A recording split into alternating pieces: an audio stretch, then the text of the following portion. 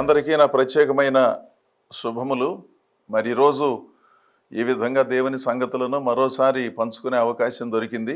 ఇంతకుముందు నేను మీతో ప్రస్తావించినట్లు హైదరాబాద్లో మరణాతా థియలాజికల్ సెమినరీని మేము నిర్వహిస్తున్నాము.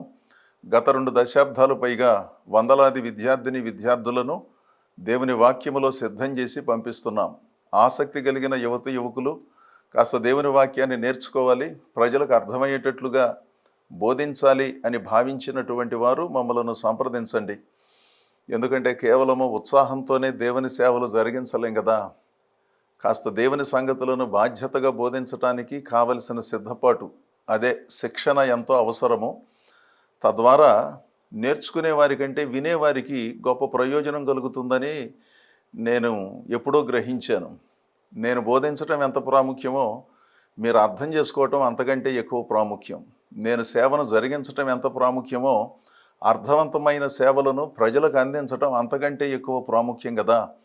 అందుకని ప్రజలను దృష్టిలో ఉంచుకుని వారిని దేవుని పేరుతో పోగు చేసి చెప్పవలసిన, నేర్పించవలసిన సంగతులను సరిగా నేర్పించకపోవటం మహాప్రమాదకరమైన అంశము కనుక అలాంటి వాటిని అమాయకంగానో అనాలోచనగానో సృష్టించగా దేవుని సంగతులను నేర్చుకోవటం ద్వారా ఇతరులకు బహుళ ప్రయోజనం జరుగుతుందని నేను భావిస్తున్నాను.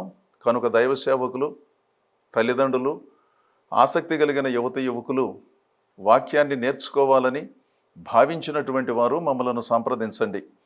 ఈరోజు దేవుని వాక్యాన్ని పరిశీలన చేద్దాము. అపోస్తలుడైన పౌలు తెస్సలోనిక పట్టణంలో ఉన్న సంఘమునకు రాసిన మొదటి ఉత్తరం 5వ అధ్యాయం 21వ వచనములో ఈ విధముగా వ్రాయబడింది. ప్రవచనమును నిర్లక్ష్యము చేయుకుడి, సమస్తమును పరీక్షించి మేలైన దానిని చేపట్టుడి. ఇది ప్రవచనానికి సంబంధించినటువంటి మాట. అంటే మన సంఘాలలో ప్రవచనము అంటే ప్రార్థనలో ఉండగా కాస్త సంగీతం హెచ్చుగా వినపడుతూ ఉన్నప్పుడు దేవుని ఆత్మచేత కదిలించబడి కొన్ని సంగతులను సంఘములో ఉన్న కొంతమందిని ఉద్దేశించి కానీ సంఘమునకు కానీ తెలియజేసేది అనేది మనందరికీ తెలుసు. ప్రవచనము అంటే మనం ప్రార్థనలో ఉన్నప్పుడు వచ్చేదే ప్రవచనమని. ఆధ్యాత్మిక ప్రవచనాలు అనే విభాగం కూడా ఒకటి ఉన్నది. ఇప్పుడు నేను జరిగించేది ఆధ్యాత్మిక ప్రవచనమే. కాకపోతే క్రైస్తవ సంఘాలలో విశ్వాసులైన చాలామందికి తెలిసినది ఏమిటంటే ఆదివారమో శుక్రవారమో లేదా ప్రత్యేకమైన ప్రార్థనలో కాస్త శబ్దం చేస్తూ పాట పాడినప్పుడు పరిశుద్ధాత్ముడు వారిని ఆవరించి వారిలో నుంచి కొన్ని సంగతులను తెలియజేస్తాడు. అదొక పద్ధతి. ప్రవచనమును నిర్లక్ష్యము చేయొద్దు అంటూనే సమస్తమును పరీక్షించి మేలైన దానిని చేపట్టుడి అనే మాటను జోడించాడు భక్తుడైన పౌలు. ఇది చాలా కీలకమైన సంగతి అండి. కొంతమంది తడబడి అదో రకమైన భావనతో వారి ఉద్దేశం మంచిదే అయినప్పటికీ దేవుడు చెప్పదలచిన సంగతిని మరచిపోయి మరో సంగతిని జోడించి చెప్పి సంఘములలో గలిబిలిని సృష్టించేవాళ్ళు చాలామంది ఉన్నారు. ప్రవచనము ఎంత ప్రాముఖ్యమో అర్థం లేని ప్రవచనాలు అంత నష్టాన్ని సంఘానికి, విశ్వాసులకు కలిగిస్తాయి కదా. మీ సంఘాలలో కూడా ఇలాంటి వాళ్ళు ఉన్నారు కదా. కొంతమంది మాటకి ప్రవచనం చెప్పినట్లుగా బయలుదేరుతారు. 66 పుస్తకాలలో దేవుడు అద్భుతంగా కొన్ని ప్రవచనాలను మనకిచ్చాడు. ఎలా బ్రతకాలో, ఎలా మాట్లాడాలో, ఎలా ఆలోచించాలో, ఎలా ఉద్యోగ, వ్యాపార, వ్యవసాయాలు, మిగిలిన సంగతులు జరిగించాలోననే బాధ్యతలను బైబిల్ గ్రంథంలో దేవుడు ఎన్నో చెప్పాడు. దంపతులు ఎలా ఉండాలి, పిల్లలు ఎలా ఉండాలి, వాళ్ళ భవిష్యత్తు ఎలా ఉండాలి, ప్రపంచం అంటే ఏమిటి, ఈ సంగతులన్నీ కూడా బైబిల్లో ఉన్నాయి. వాటిని పట్టించుకోకుండాను నాకు ప్రవచనం కావాలి, ఏదన్నా చెప్పండి, మీరు ఏదన్నా చెప్పండి, ప్రార్థన చేసి చెప్పండి. కొన్నిసార్లు కొన్ని సందర్భాలలో దేవుడు కొన్ని ప్రత్యక్షతలను ఇస్తాడు. దాంట్లో తిరుగులేదు, తప్పు లేదు. కానీ ప్రతిదానికి మనం దేవుని దగ్గర నుంచి అడిగి పొందుకోవాలనే భావన అక్కర్లేదు కదా. ప్రవచనం ఎప్పుడూ కూడా బైబిల్లో ఉన్న సంగతులకు అనుబంధంగానే ఉంటుంది, కానీ విచిత్రంగా ఏమి ఉండదు. బైబిల్లో లేని సంగతి ప్రవచనం ద్వారా మనకేం వినపడదు. మరి బైబిల్లో ఉన్న సంగతి ప్రవచనం ద్వారా ఎందుకండి అని మీరు ప్రశ్నిస్తే అది మనకు అర్థం కాలేదు. బైబిల్ చదివినప్పుడు అర్థం కాలేదు, వాటిని మనం గ్రహించడం సాధ్యం కాలేదు. అందుకని దేవుడు ప్రవచనము ద్వారానో దర్శనము ద్వారానో మనకు తెలియజేస్తున్నాడు. అంతేగాని ఒక విచిత్రమైన సంగతి, ఈ బైబిల్లో లేని సంగతి, ఈ దేవుని గురించి తెలియని సంగతి దేవుడు నాకే బయలుపరిచాడు అనే భావనలో కొంతమంది తడబడుతున్నారన్నమాట. ఇందులో కొంతమంది ఓ ప్రత్యేకమైన శైలిని కలిగి ఉండటం మీకు తెలుసు, నాకు తెలుసు. విశ్లేషించి ఈ సంగతులను మాట్లాడుకున్నప్పుడు కొన్నిసార్లు కొంత ఇబ్బందికరముగా ఉన్నప్పటికీ వాస్తవాలను మనం మాట్లాడుకోవాలిగా. విమర్శ కాదు కానీ విశ్లేషణ ఎప్పుడూ ద్విపక్షం. రెండు వైపులా ఆలోచన చేసి మాట్లాడేది విశ్లేషణ. విమర్శ ఏకపక్షంగా జరుగుతుంది. అంటే అవతల వైపు వారు చెప్పేది వినిపించుకోకుండా నా భావాన్ని నేను చెప్పటం, మీ భావాన్ని మీరు చెప్పటం విమర్శ అవుతుంది. విశ్లేషణ మనందరికీ ప్రయోజనాన్ని కలిగిస్తుంది.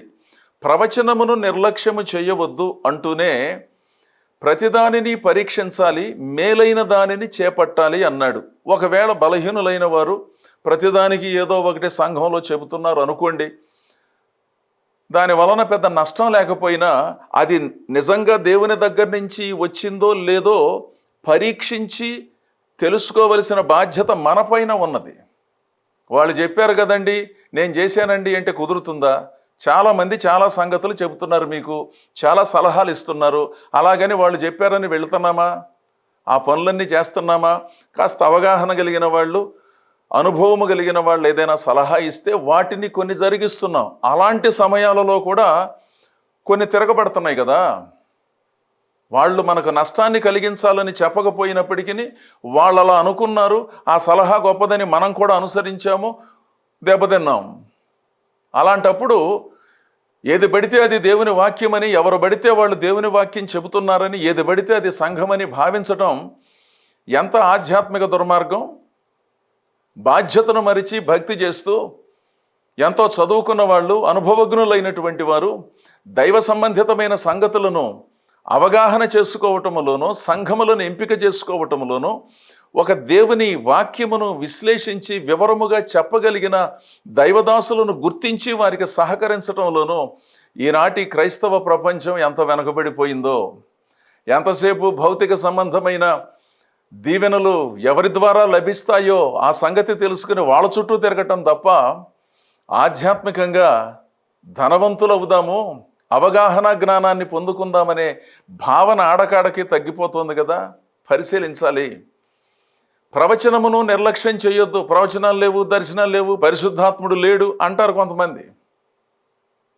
అంటే పరిశుద్ధాత్ముడు లేకుండానే, దేవుని నడిపింపు లేకుండానే, దేవుని శక్తి లేకుండానే దేవుని సేవలు జరుగుతాయా? కాకపోతే కొంతమంది దానిని విపరీతముగా చెప్పినందున, విచిత్రముగా ప్రజల ముందు ధ్వనించినందున, కనబడినందున అలా అనుకుంటున్నారేమో కానీ పరిశుద్ధాత్ముడు ఉన్నమాట నిజం. సంఘమును నడిపించడానికి ప్రవచనము ఎంతో అవసరం, దర్శనం ఎంతో అవసరం, దేవుని వాగ్దర్శనం కూడా అంతే ప్రాముఖ్యం.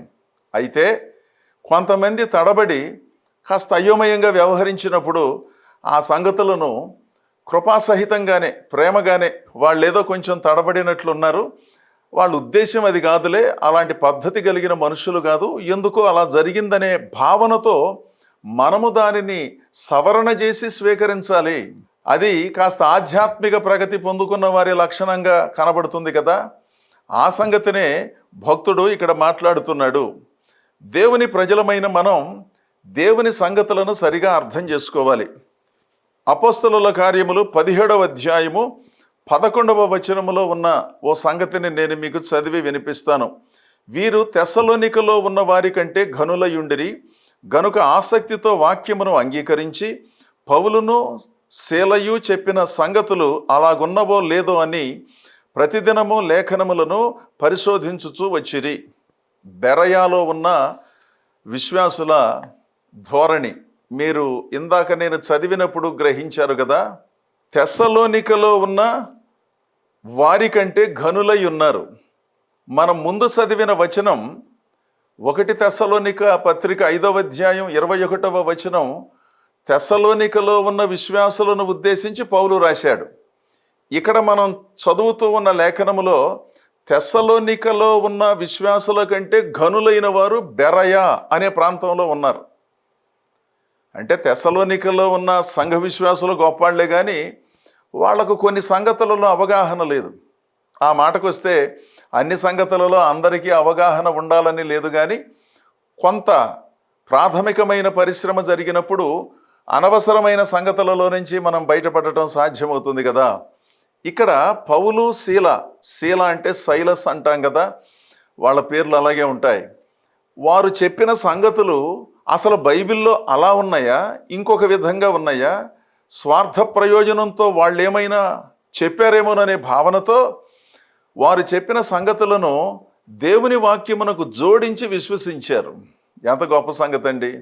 అవగాహన కలిగిన విశ్వాసులంటే వీళ్ళండి.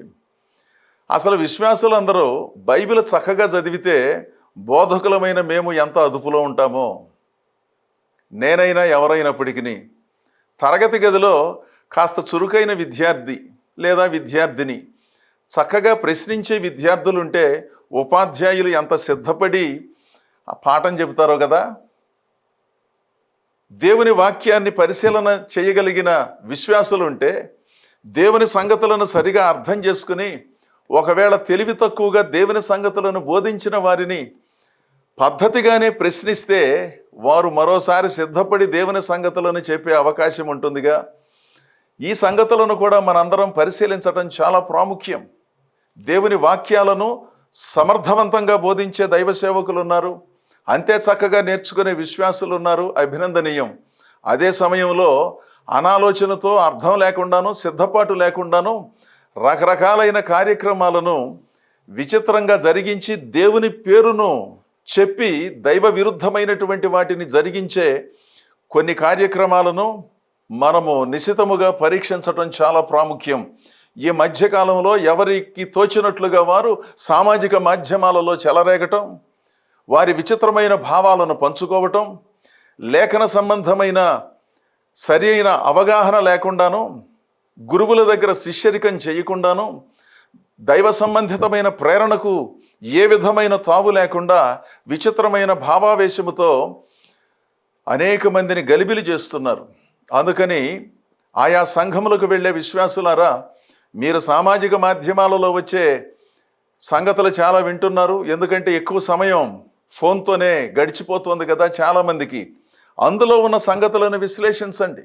అనవసరంగా ఈ దేవుని సంగతులను మరో రీతిగా ఆలోచించకుండాను బెరయాలో ఉన్న విశ్వాసులు ఏ విధంగా పరీక్షించారో, ఎంత చక్కగా సంగతులను ఆలోచించారో మనం ఆదర్శంగా ఉంచుకోవాలి. పౌలు మహాపండితుడు. పౌలుని ఎవరన్నా పరీక్షిస్తారా చెప్పండి? పౌలుని మించిన మేధావి, ఘనాపాటి, స్థితప్రజ్ఞుడు ఆ రోజుల్లో ఎవరున్నారండి? అంత అద్భుతముగా లేఖనములను వివరించిన పౌలు, ఆయన సహచరుడైనటువంటి శీల, వాళ్ళేం తక్కువ వాళ్ళు కాదు. ఏది పెడితే అది చెప్పరు. వారి వ్యక్తిగత అభిప్రాయాలను జోడించి దేవుని సంగతులను చెప్పి ప్రజలను ప్రలోభపెట్టి వ్యక్తిగతంగా ప్రయోజనాన్ని పొందుకోవాలని ఏనాడు ఎన్నడూ పౌలు కోరుకోలేదు కదా. అంత గొప్ప పండితులు చెప్పినటువంటి మాటలనే బెరయాలో ఉన్న క్రైస్తవులు దేవుని లేఖనాలను పరిశీలించి పరీక్షించి రూఢిపరుచుకున్నారు. వారిని మనం అభినందించాలి. మరి మనం దేవుని సంగతులను చదవకుండాను, బైబిల్ చదవకుండాను, ఆదివారం ఆరాధనకు వెళ్ళి ఏ పుస్తకం ఎక్కడుందో తెలియదు, అదో రకమైనటువంటి భావనతో భక్తిని జరిగించటం, ఏదైనా సందర్భం వచ్చినప్పుడు అసలు మన భక్తి అంతగాది ఎంతగాదని చెప్పుకోవటం, దేవుని లేఖనాలలో ఉన్న ప్రాథమికమైన సంగతులకు దారి లేని పరిస్థితులు ఉన్నప్పుడు ఎవరైనా మాయమాటలు చెప్పి మోసం చేయటానికి అవకాశం ఉంటుంది కదా. ప్రవచనమును నిర్లక్ష్యము చేయకుడి, కానీ సమస్తమును పరీక్షించి మేలైన దానిని చేపట్టుడి. అంటే ప్రవచనమైన, దర్శనమైన, వాక్యమైన, సంఘమైన, లేదు ఒక ఆధ్యాత్మిక సంస్థ అయినా ఏదైనప్పటికీ పరీక్షించటం, పరిశీలించటం మంచిదే కదా. ఏది పడితే అది మనం చెయ్యం కదా, ఎక్కడికి పడితే అక్కడికి వెళ్ళం కదా, ఎక్కడ పడితే అక్కడ పెట్టుబడి పెట్టం కదా. ఒక అర్థవంతమైనటువంటి పద్ధతినే జరిగించాలి. కానీ మా ఇంటి పక్కన మందిరం ఉందండి, అందుకని నాకు సౌకర్యంగా ఉంది అక్కడికి వెళ్తున్నాను అంటే ఆ సౌకర్యముగా ఉన్నటువంటి మందిరములో దేవుని సంగతులు చక్కగా పద్ధతిగా వినబడితే వెళ్ళొచ్చు, తప్పేమీ లేదు. కానీ ప్రార్థనా మందిరానికి వెళ్ళటానికి ఒక ప్రధానమైన అంశం నాకు దగ్గరగా ఉంది కనుక వెళుతున్నాను అనేది అన్నిసార్లు సరైనది కాదు కదా. అక్కడ దేవుని లేఖనములు వివరింపవలసిన పద్ధతిలో వివరించి అందించగలుగుతున్నారా లేదా అనే ఆలోచన ప్రతి విశ్వాసికి ఎంతో అవసరం. పౌలు శీలలు చెప్పినటువంటి వాక్యాలను పరిశీలించి ఆ తర్వాత వారు ప్రభువుని అంగీకరించారు. వారు తెస్సలోనికలో ఉన్న విశ్వాసుల కంటే మెరుగైన వాళ్ళు. అందుకనే వాళ్ళతో చెప్పాడు, ప్రవచనమును నిర్లక్ష్యం చేయమాకండి, సమస్తాన్ని పరీక్షించి తెలుసుకోండి. ఎవరిని పడితే వారిని ఆదరించటం, వారి చుట్టూ తిరగటం, వాళ్ళను రప్పించుకోవటం, ఇవన్నీ అనవసరమైనటువంటి సంగతులు. దేవుని వాక్య పోషణలో పెరగటం అంటే దానికంటూ ఒక పద్ధతి, ఒక ధర్మం, ఒక నిబద్ధత ఉండాలి అని చెప్పాడు. ఆ తర్వాత రోమా సంఘమునకు పౌలు రాసిన ఉత్తరం 12వ అధ్యాయము 2వ వచనములో, మీరు ఈ లోక మర్యాదను అనుసరింపక ఉత్తమమును అనుకూలమును సంపూర్ణమునయున్న దేవుని చిత్తమేదో పరీక్షించి తెలుసుకున్నట్లు మీ మనసు మారి నూతన మగుట వలన రూపాంతరము పొందుడి. చక్కని మాట కదా, చక్కని సూచన. పౌలు భక్తుడు ఎప్పుడూనండి తన దగ్గరకు వచ్చిన వారిని విశ్వాసములో స్వయం పోషకులుగా చేస్తాడు, తన పైన ఆధారపడేటట్లు చేయడు. ఎందుకంటే దేవుని పైన ఆధారపడటం ప్రాముఖ్యం, కానీ ప్రతిదానికి పౌలు గారు ప్రతిదానికి ఆయన చెబితేనే చేస్తాను, ఆయనను గౌరవించటం తప్పులేదు, ఆయన ఆధ్వర్యంలో కొన్ని కార్యక్రమాలను జరిగించటం తప్పులేదు. కానీ వ్యక్తిగతంగా దేవుని యందలి ఒక మనిషి కలిగి ఉండవలసిన విశ్వాసానికి పౌలు ఎప్పుడూ కూడా అడ్డుపడడు. నాకు చెప్పకుండా ఎందుకు చేశారు, నాకు చెప్పకుండా ఎందుకు ఆ పుస్తకం చదివారు, నాకు చెప్పకుండా మీరు ఆ మీటింగ్కి ఎందుకు వెళ్ళారు, ఇలాంటి అనవసరమైనటువంటి కట్టుబాట్లు పౌలు భక్తుడు తన విశ్వాసులకు ఎప్పుడూ చెప్పలేదు. వాళ్ళను స్వయం పోషక విశ్వాసులుగా చేశాడు. అంటే తమ విశ్వాసము తమను పోషించే విధంగా పెంచాడు. ఆ సలహా అన్నమాట అండి ఇక్కడ. ఈ లోక మర్యాదను అనుసరింపక అంటే ఈ లోక మర్యాదను మనం అనుసరిస్తాం కొంతవరకు, పెద్ద చిన్న ఉపాధ్యాయులు, మరి మన నాయకులు, కొన్ని పద్ధతులు ఉన్నాయి. ఈ లోక మర్యాదను అనుసరించొద్దంటే అసలు ఇష్టం వచ్చినట్లుగా విచిత్రంగా వెర్రిగా ప్రవర్తించమని కాదు. అంటే దైవ విరుద్ధమైనటువంటి పద్ధతుల విషయములో మీరు కొంత జాగ్రత్త వహించి ఉండండి. తల్లిదండ్రులను, ఇరుగు పొరుగును, గ్రామాన్ని, పట్టణమును, పెద్దలను, నాయకులను గౌరవించాలి. ఇది చాలా ప్రాముఖ్యమైన సంగతి. అది ఈ లోకములో దేవుడు నిలిపి ఉంచిన మర్యాదలు కదా, వాటిని మనం ఎప్పుడూ కూడా మర్చిపోవటానికి వీల్లేదు.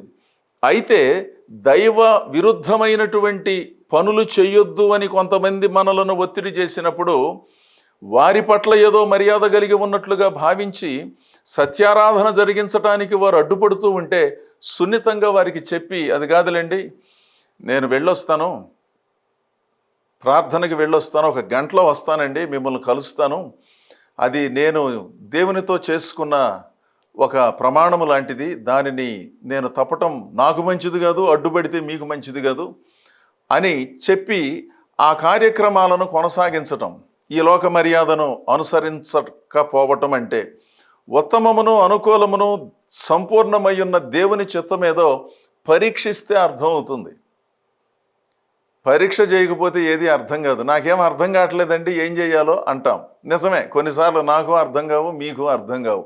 కానీ కొన్ని రోజులు కాస్త ఓపికగా ఉండి తొందరపాటు నిర్ణయం చేయకుండా ఒక వ్యాపారం మొదలుపెట్టినా, ఒక వ్యవసాయం మొదలుపెట్టినా, లేదు ఏదైనా చేయవలసి వచ్చినప్పుడు వెంటనే నిర్ణయాలు చేయకుండా ఒక 2 రోజులో 3 రోజులో వారం రోజులో కాస్త ప్రార్థన చేస్తే, స్థిమితంగా ఉంటే దేవుడే మనలను నడిపిస్తాడు. ఆ ఓపిక మనలో చాలామందికి లేదుగా.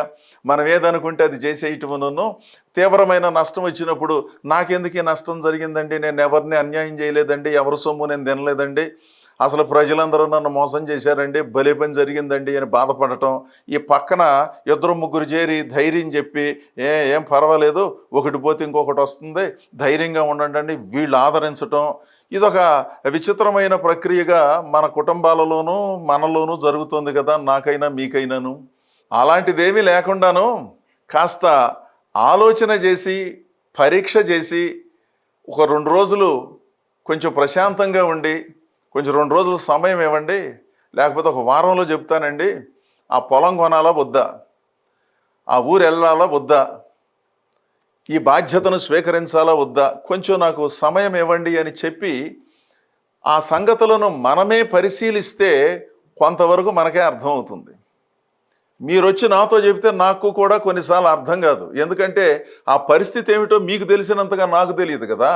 నాకు తెలిసినన్ని కొన్ని సంగతులు మీకు తెలియనప్పుడు మీరు ఎలా సలహా చెప్తారు నాకు? కొంతవరకు ఏదో చెప్పగలం కానీ అసలు విషయం తెలిసింది మీరు, లేదా కొన్నిసార్లు నేను. దానిని పరీక్షించాలి. వాళ్ళు మోసం చేశారు, వీళ్ళు మోసం చేశారు అంటారేమిటి? వాళ్ళు మోసం చేయటానికి అవకాశం కల్పించిన మన మానసిక స్థితి గురించి ఎప్పుడూ ఆలోచించమా? ఎంత ఆలోచించినా, ఎంత జాగ్రత్తగా ఉన్నా మోసం చేశారండి బాబు అంటే ఇక దాని గురించి మాట్లాడుకునేది ఏమీ లేదు. అది వాళ్ళ దోషమే. కానీ చాలాసార్లు మన స్వార్థం, మనకేదో ఉచితంగా లభిస్తోందనే భావన, ఇతరులు మనలను మోసం చేయటానికి మనమే అవకాశం కల్పించాం కనుక వాళ్ళు మోసం చేశారు. ఒకసారి మోసపోయాం, 2 సార్లు మోసపోయాం, ఇక బ్రతికినంతకాలం ఇదే పద్ధతిని అనుసరించలేం కదా. కారణం ఏంటంటే పరీక్షించటం లేదు. కొంతమంది కుటుంబంలో చెప్పటం లేదు, భార్యలు భర్తలతో పంచుకోవటం లేదు, భర్తలు భార్యలతో చెప్పటం లేదు. అసలు ఎవరికి ఇష్టం వచ్చిన పద్ధతిలో వారు నిర్ణయాలు చేయటమును, నష్టపోవటం, బాధపడటం, కృంగిపోవటం, నన్ను ఎవరూ పట్టించుకోవటం లేదని ఆవేదన భరితులు అవ్వటం, ఇవన్నీ జరిగిపోతున్నాయి కదా. ఆలోచించండి. మేలైన దానిని చేపట్టటము అంటే ఉత్తమమును, అనుకూలమును, సంపూర్ణమునయ్యున్న దేవుని చిత్తమును పరీక్షించటం చాలా చాలా ప్రాముఖ్యమండి. అసలు ఇదేమీ లేకుండాను నేనేదో ప్రార్థన చేస్తున్నానండి, అప్పుడప్పుడు ప్రార్థనా మందిరానికి వెళ్ళొస్తున్నానండి, అది కూడా సమయానికి వెళ్ళనండి, నా సమయంలో నేను వెళ్ళొస్తాను అన్నట్లుగా మనం భక్తి కార్యక్రమాలను నిర్వహించలేంగా.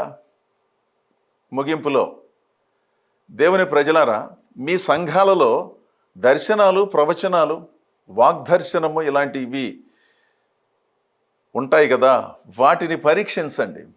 పరీక్షించమన్నాం కదా అని అసలు ఏం చెప్పినా పరీక్షించడం అలా కాకుండాను ఒక ప్రేమ కలిగి, ఒక పద్ధతి కలిగి, ఒక నిబద్ధతతో ఆ సంగతులను పరిశీలన చేయాలి.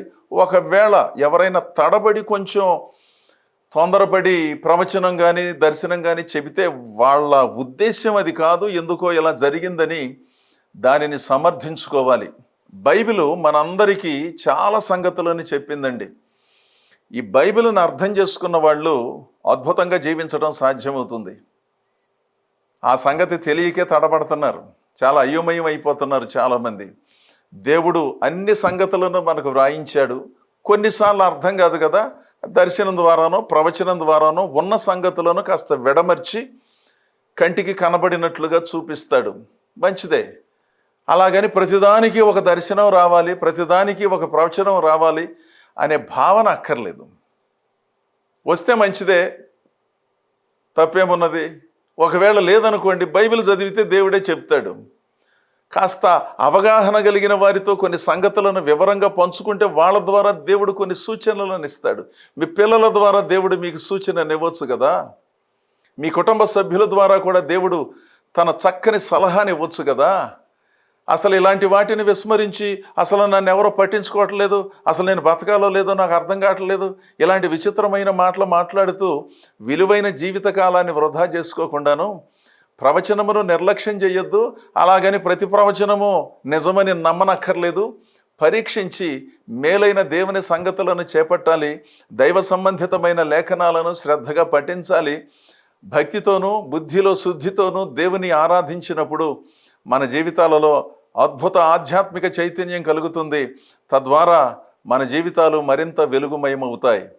అలాంటి దేవుని కృపా దీవెనలు మీరు మీ కుటుంబాలు పొందుకోవాలని ఆశిస్తూ ఈ నా మాటలు ముగిస్తున్నాను. దేవుడు మిమ్మలను దీవించునుగాక. ఆమేన్.